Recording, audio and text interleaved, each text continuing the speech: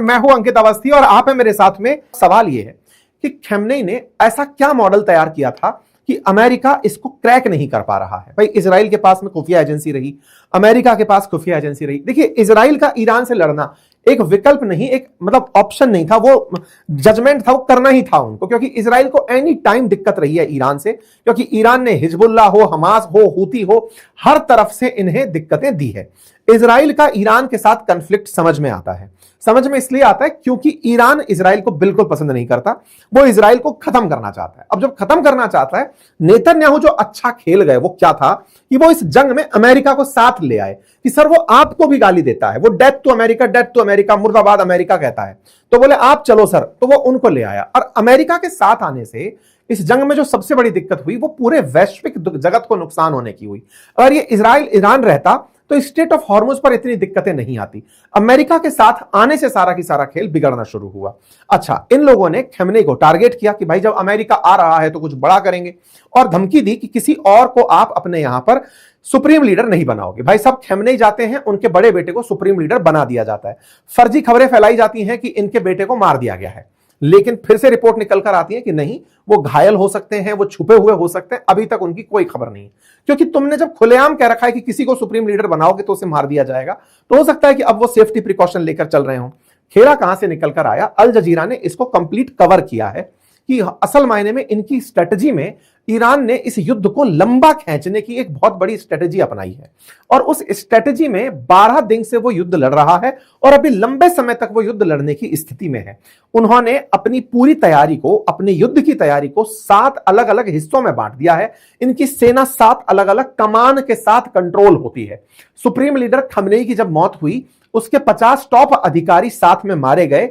उसके बावजूद भी अगर सब कुछ चल रहा है तो इसके पीछे का कारण है इनकी एक स्ट्रेटजी। ये कारण इसलिए क्योंकि युद्ध के पहले ही दिन जब खamenei चले गए, उसके बाद में इनके विदेश मंत्री ने एक बयान दिया और कहा कि हम लोग 2 दशक बोले तो 20 साल से आप लोगों को देख रहे हैं। 20 साल का मतलब इराक पर हमला हुआ था, अफगानिस्तान पर हमला हुआ था, दोनों की दोनों ईरान के पड़ोसी थे। बोले 20 साल से हम अमेरिका की स्ट्रेटजी को देख रहे हैं।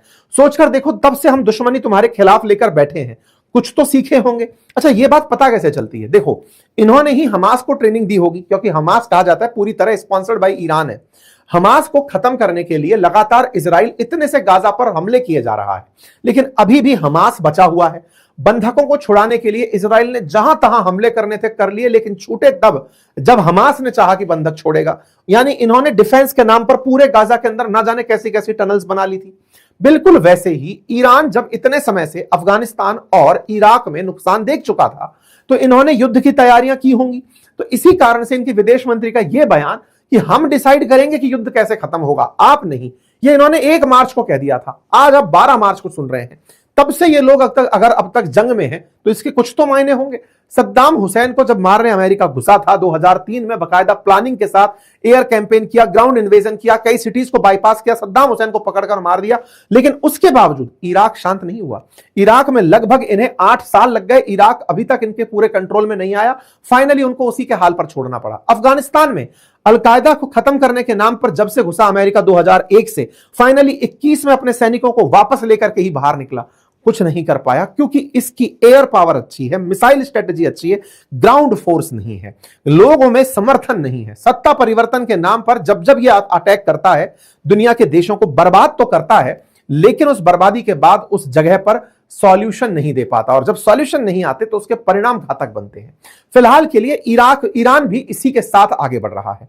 एक सबसे जरूरी बात, और वो ये कि एक छोटा सा कार्य जो हम अक्सर आपसे रिक्वेस्ट करते हैं, वो है चैनल को सब्सक्राइब करने का। मेरे प्यारे साथियों, जहां आप मुझे सुन रहे हैं उसके नीचे एक सब्सक्राइब का बटन दिया हुआ है, जिसे दबाने में कोई खर्च नहीं आता, आपका समय लगता है 2 सेकंड का, लेकिन आपकी ये 2 सेकंड की कीमत हमारे लिए हौसला बनती है। अगर आप इस छोटे से काम को करते हुए आगे बढ़े तो ये हमारे लिए बहुत ही सकारात्मक रहेगा, हमारे हौसले को बढ़ाएगा, हम आप तक और अच्छा काम लेकर पहुंचेंगे, ये और सुनिश्चित करेगा। आइए आगे बढ़ते हैं। ट्रंप ने अपनी तरफ से ईरान में सत्ता परिवर्तन का काम तो किया कि चलो भाई खamenei को हटा देते हैं, लेकिन खamenei जाने से पहले ही एक मोज़ेक डिफेंस सिस्टम बना गए थे। मोज़ेक डिफेंस सिस्टम क्या होता है?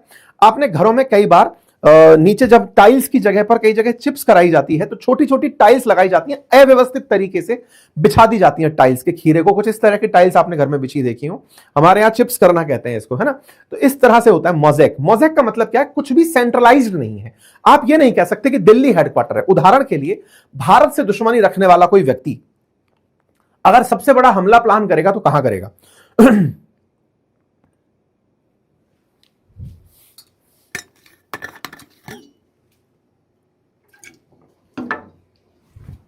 सबसे बड़ा अगर कोई हमला प्लान करेगा तो कहां करेगा? तो दिमाग करेगा कि यार दिल्ली इनकी राजधानी है, यहां पर सारे प्रधानमंत्री, राष्ट्रपति सब बैठते हैं, टॉप सेक्रेटरीज बैठते हैं, पूरी तरह से दिल्ली प्राइम लोकेशन है। बोले फिर और? बोले इनके कमांड सेंटर्स को देखो तो सब पता है, सबको सब पता है कि वेस्टर्न कमांड का हेडक्वार्टर यहां है, ईस्टर्न कमांड का हेडक्वार्टर यहां है, सबको सब पता है।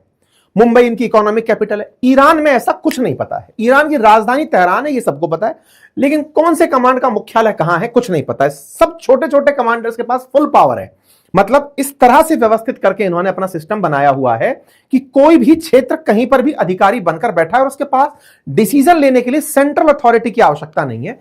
हर लेवल पर 4-4 उत्तराधिकारी बना रखे हैं। पहला लीडर मरा, कोई बात नहीं, तू बनेगा दूसरे नंबर पे, तू भी मर गया, तीसरा बनेगा, चौथा मरेगा, यानी लंबा समय तक युद्ध खींचेगा। और यह काम खमनेई लंबे समय से कर रहे थे। उन्होंने यही काम IRGC में सबसे पहले लागू किया। इनके कमांडर थे जिसका नाम था मोहम्मद अली जाफरी। उन्होंने 2007 से लेकर 19 के बीच में decentralised mosaic defence system develop किया, जिसमें इन्होंने जो इनकी सेना है ना उसको 7 भागों में बांटा। IRGC, बसीज मिलिशिया, नियमित सेना, इस तरह से इन्होंने पूरा सिस्टम बनाया। तो मोज़ेक डिफेंस सिस्टम में क्या करते हैं कि अगर टॉप लीडरशिप खत्म हो जाए तो भी जंग चलती रहे। अक्सर हमने युद्धों में सीखा है कि सेनापति मरा, सेना सरेंडर हो जाती है। यहां पर एक सेनापति मरा, उससे अगला वाला ऑटोमेटिक सेनापति है, यानी कि उसके आदेश को सबको मानना पड़ेगा। यह नहीं है कि अब सेना विहीन है, नहीं। यही कारण है कि खमनेई के चले जाने के बाद भी युद्ध लगातार चलता रहा। उनके आदेश के इंतजार में नहीं था, IRGC लगातार युद्ध लड़ती चली जा रही थी। डिसेंट्रलाइज्ड यानी पावर को केंद्रित नहीं किया, हर कमांडर को पहले से ही अधिकार दिया हुआ था। यह कहा हुआ था कि एक हिस्सा नष्ट हो जाए तो दूसरा काम करता रहना चाहिए। कुल मिलाकर के जो इनको उद्देश्य दिए हुए थे वो ये थे कि ईरान की सेना को जंग लंबे समय तक लड़नी है, और जब लंबे समय तक लड़ोगे तो दुश्मन खुद सरेंडर कर जाएगा। कमांड सिस्टम को तोड़ना इन लोगों को मुश्किल बनाना है। ऐसा क्यों? क्योंकि आप भी जानते हैं कि अगर ये जंग लंबी खिंचती है, मतलब स्टेट ऑफ हॉर्मुज अगर कंट्रोल में नहीं रहता अमेरिका के, तो दुनिया में मंदी बहुत तेजी से आगे बढ़ेगी। युद्ध के माहौल में जैसे जैसे मंदी बढ़ेगी, अमेरिका पर प्रेशर बढ़ेगा कि वो लोगों के लिए तेल खरीदना आसान करे, अदरवाइज रशिया पावरफुल खड़ा हो जाएगा। अमेरिका कंट्रोल नहीं कर पाएगा, उसे और ज्यादा लंबे समय तक युद्ध खींचने की सुध नहीं है।